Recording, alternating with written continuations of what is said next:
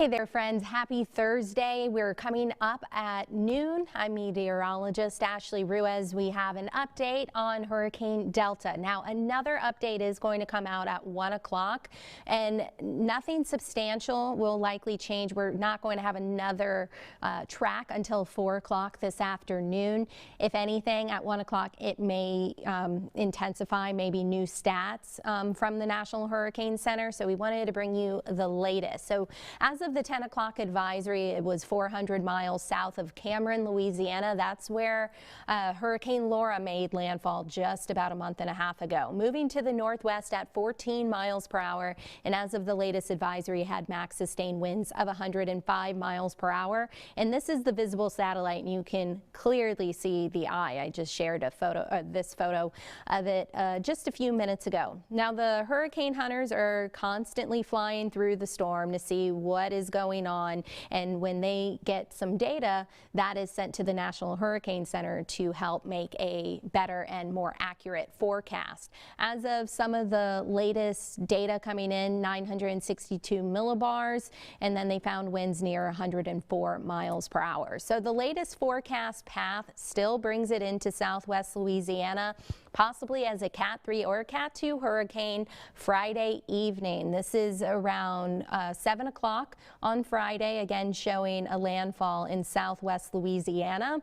And currently the middle of the cone, I normally take the line out of the forecast cone just so you don't focus on that center line. I want you to focus on the entire cone, and keep in mind impacts will be felt well away from the center and outside of this forecast cone. So just because Baton Rouge technically is not within this forecast cone, this does not mean that we won't feel impacts. If Delta decides to travel more toward the eastern side of the cone, our impacts would increase significantly. If it travels more to the western portion of the cone, our impacts will start to decrease. So I'll break it all down for you in full detail. But again, it is expected to make landfall Friday afternoon or Friday evening, and moving to the northeast, weakening quickly. And then by Saturday morning should begin to start to move into Mississippi, northern Louisiana. So the latest forecast models have been super consistent with a southwest Louisiana landfall, south central, southwest, and I would not be surprised to see a few wobbles to the west or a few wobbles to the east, but all in all, a southwest Louisiana landfall is looking more likely, unfortunately, for our friends in southwest Louisiana that were just hit a few weeks ago. As for our current watches, warnings, all of that we have in place, well, we don't have any tropical storm watches except for that is Washington Parish in Louisiana, and then portions along the Mississippi Gulf Coast. But our entire area under a tropical storm warning. Now, areas along and west of the Atchafalaya River are under a hurricane warning. That means hurricane conditions are expected within the next 36 hours. And areas within that tropical storm warning, we could see winds of 39 to 73 miles per hour. That's what a tropical storm warning means. We could see some higher wind gusts. Now, it all depends on where it ultimately travels and tracks toward. If it takes more of an easterly approach and moves closer toward Acadiana, then our wind gusts may even exceed hurricane force. So we're going to be watching this very carefully, but the greatest impacts will be felt in Acadiana, southwest Louisiana, and then even into central Louisiana within that hurricane warning. So as for the 10 a.m. advisory, the most likely time of arrival of tropical storm force winds will likely be near the coast tomorrow morning, and then the winds will begin to penetrate inland, maybe starting to pick up around our area. Not so much tropical storm force tomorrow morning, but around lunchtime, the afternoon, that's when we'll likely start to see winds really ramp up. So looking at the 40+ mile per hour wind graphic, this just shows the probability of seeing tropical storm force winds, and it shows anywhere for our area at least from around 60–70% for Livingston Parish, Tangipahoa Parish, and then the closer you are to the west and closer toward the Atchafalaya River, your chances for tropical storm force winds will greatly increase. As for the potential for hurricane force winds, our area is on the lower side of things, but we can't completely rule it out, especially if it begins to bend more to the right and then wobbles a little more to the east. But the greatest potential for seeing hurricane force winds will be towards southwest Louisiana, Acadiana, and then again closer toward I-49 and then mainly west of the Atchafalaya.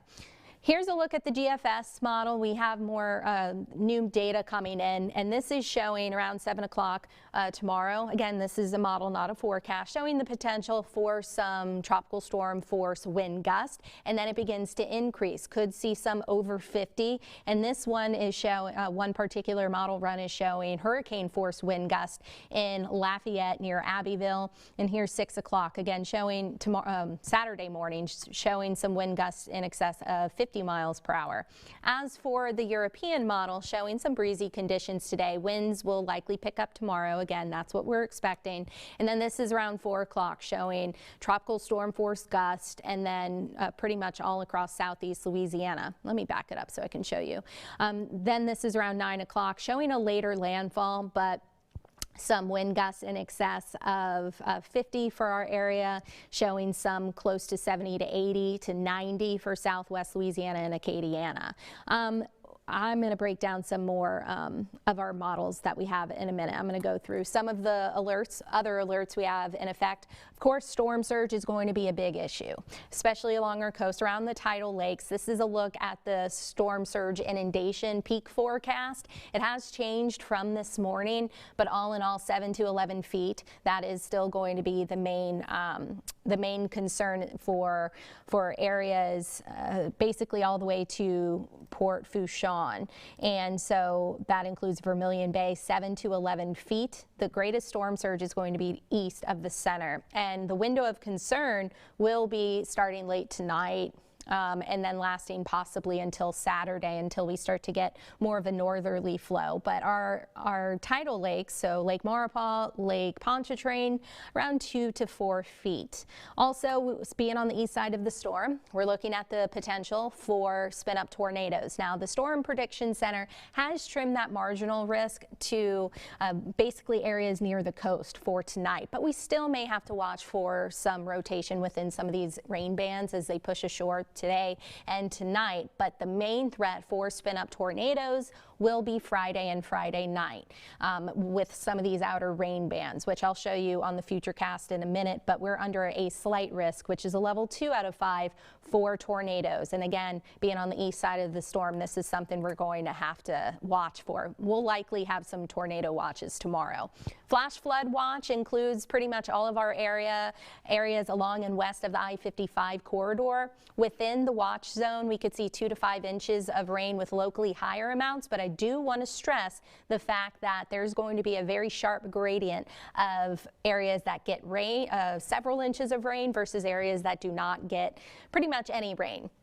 That is a good possibility. The greatest totals will be near and east of where Delta does track. So Alexandria, and it's expected to kind of slow down a little bit. They could see 7 to 10 inches or more.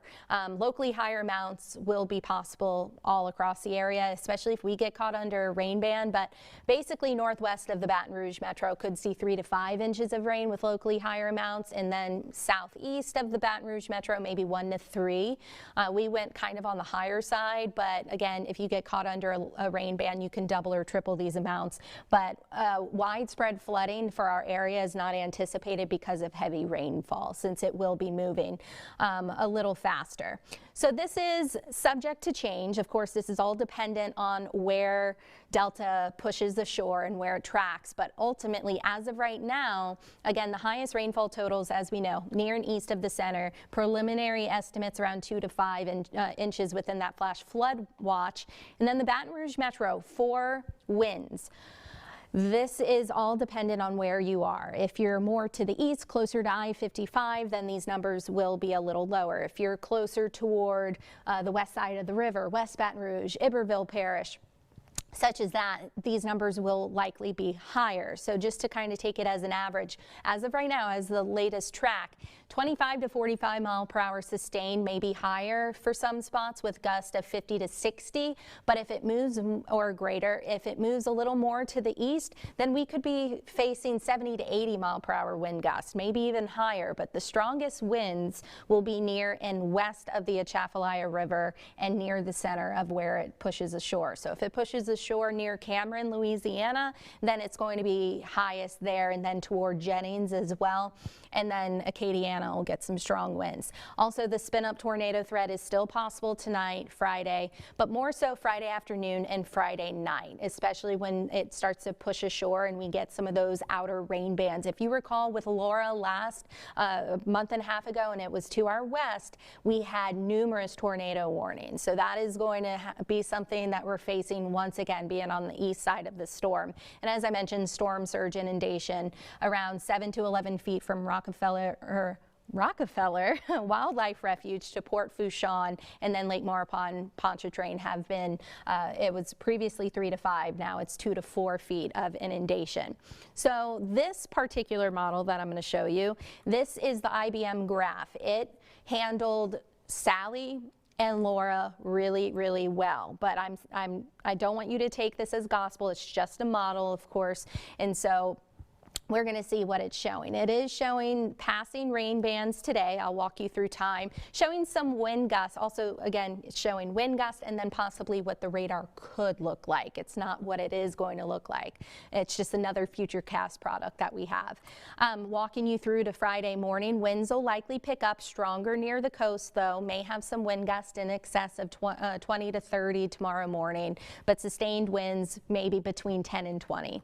Going forward into Friday afternoon, this is showing a delta nearing landfall, but still not there, showing wind gusts near the coast 50 to 60 plus, whereas we are starting to see winds pick up with the gradient and those tropical storm force winds starting to push inland. Again, this is wind gust, and then this is around 7:30 showing near landfall near Cameron and Vermilion parishes, and showing some pretty substantial wind gust. And I want you to take note on some of these outer rain bands. These are going to be the ones we have to watch for potentially some flash flooding, several inches of rain in a short amount of time. So some pretty intense wind, some pretty intense rain, and then some spin-up tornadoes.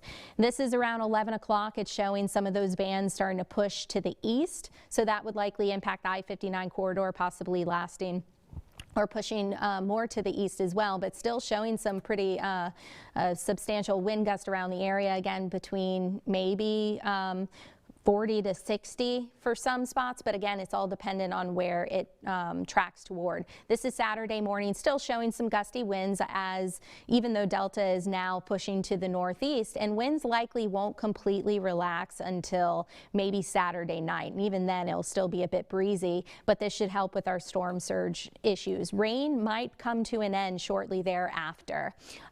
Also, Mike back there, can we take Max 2? Meteorologist Jasmine Lomax did make this graphic. She just alerted me. Thank you, Jasmine. Just showing the difference between where Laura made landfall in Cameron, Louisiana, and then the current forecast path from Delta is showing just about 10 to 15, maybe 20 miles away from where Laura made landfall. That's where the National Hurricane Center's forecast path is. So this is not something I know we want to hear, especially for our friends out in Southwest Louisiana. They're still rebuilding. They're going to be rebuilding for years, but then they have to deal with this as well. Delta, as you can see, the forecast path does have it bending more to the right instead of moving due north. That's why I do think we could get some wind gust, possibly trying to reach hurricane force, maybe for our Florida parishes, more so Point Coupee Parish, maybe our western parishes. We'll have to watch for that pretty closely, but all in all, we just have to watch its ultimate path. Thank you, Jasmine, for making that. If we switch back over to Max 1, this is a timeline that we made just to kind of, this is as of right now on its current forecast path. Today, passing showers, it'll be breezy at times, could see some gusty winds with some of these outer rain bands. Tonight, some outer rain bands are possible, spin up tornado threat for the coast. You saw I showed you the marginal risk being trimmed back a little bit. Friday morning, tropical storm force winds near the coast, and eventually they'll push inland. We'll be dealing with some passing showers. So by tonight or as late as Friday morning, you need to make your final preparations again for some nasty winds, perhaps again heavy rain, and then potentially some spin up tornadoes. If you live near the coast, that's a different situation. You need to take proper precautions because again, storm surge will be an issue possibly starting tonight. Friday afternoon, that's when we'll start to see the tropical storm force winds spreading inland, as I showed you on the models, and then we'll see rain bands. It's not going to be a continuous rain all day, but we will be dealing with rain bands, especially close to landfall. So landfalls late afternoon, maybe early evening, and then we'll have a tornado threat. Friday evening into Friday night, again, still dealing with tropical storm force winds, possibly some hurricane force gusts, depending on its final track. If it moves more to the east, then yes, I do think we could have a few hurricane force gusts, or at least close to it. Also heavy rain and a tornado threat. So the bottom line is prepare today. If it wobbles east, could increase our impacts. That's why you need to check back frequently. As I mentioned, meteorologist Jasmine Lomax is in studio. Chief meteorologist Jesse Gunkel will be in studio later, and he will bring you the latest track and all of that at 4 o'clock. And again, impacts are going to be mainly on Friday, but they could start late tonight through early Saturday morning. I do want to show you this 7-day just because there is a light at the end of the tunnel. We'll have the impacts at least until first half of the day on Saturday. It'll still be breezy, off and on showers. And then next week we're tracking a cold front. The details on that to be determined. We don't know how cool it's going to get just yet, but at least there's that. And it does appear as though things are quiet elsewhere in the tropics. If you have any questions, comments, concerns, please type below. Let me know if you have any questions.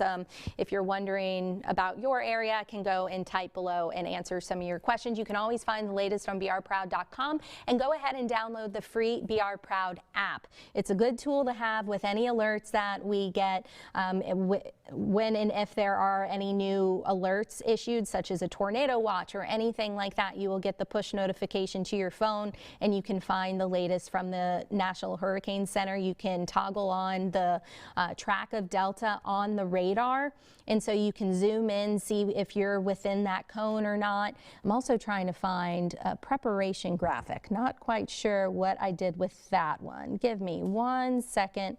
Looking for, I have a bunch of graphics, if you can imagine.